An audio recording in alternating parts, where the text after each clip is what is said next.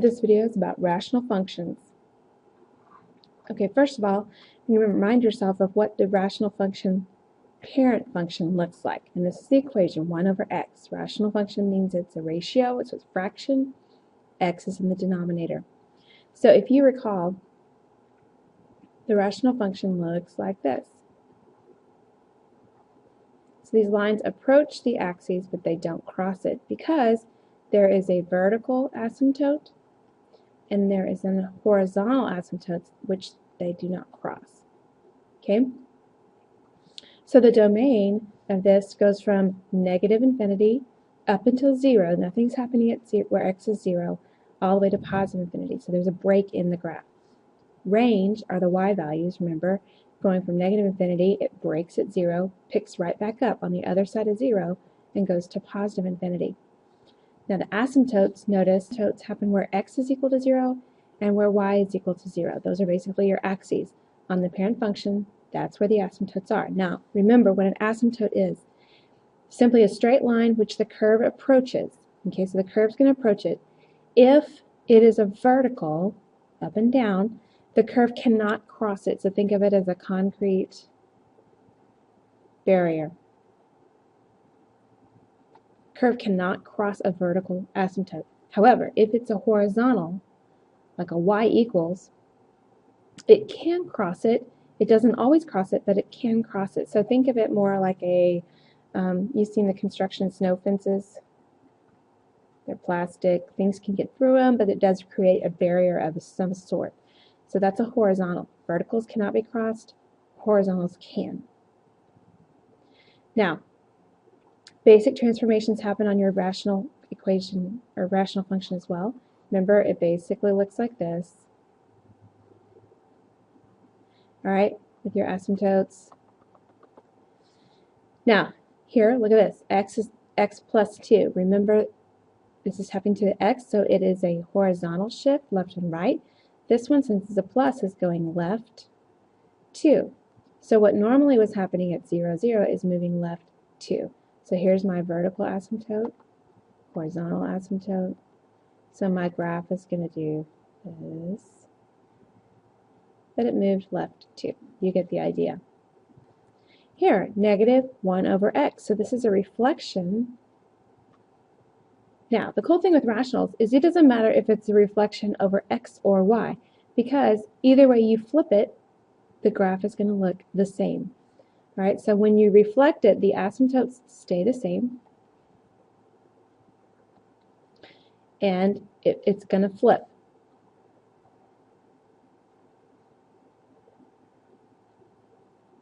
Okay, if I flipped it over x, it would look the same as if I flipped it over y. That's why we don't say specifically reflection over x or y.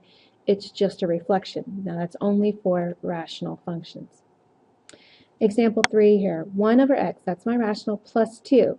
That plus 2 is happening to the whole thing, so that means it's going up 2. So it's moving up 2. So there's where my horizontal asymptote will be.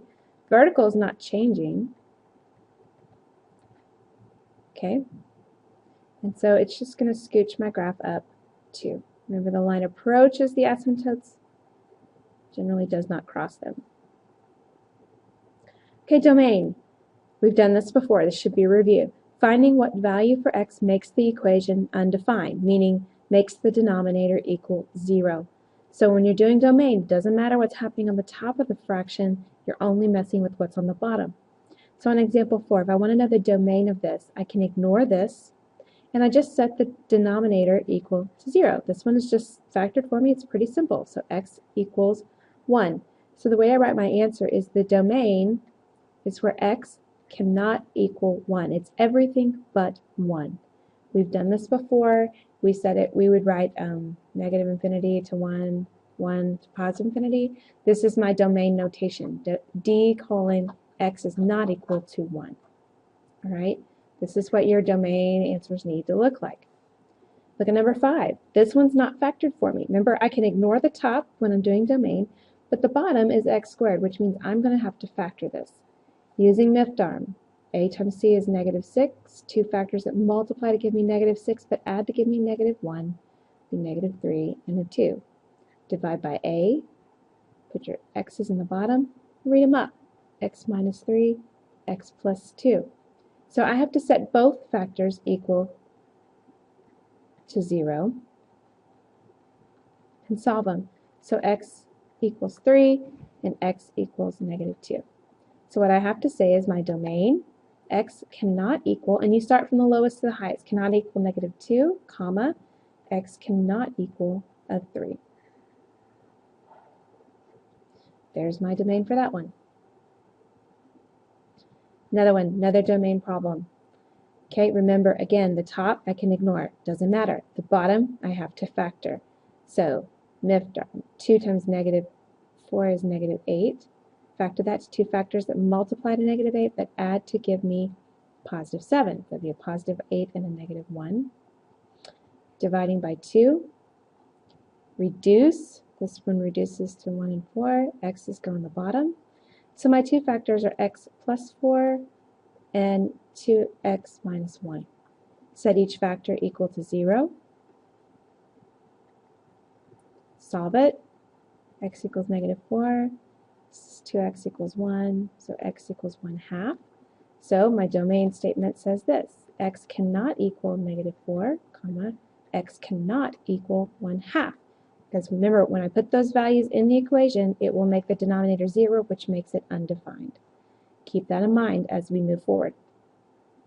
All right, for the whisk, here's what you're going to do. You're going to find the domain of this equation. Remember, factor, factor, factor. And solve for x and write your correct domain statement.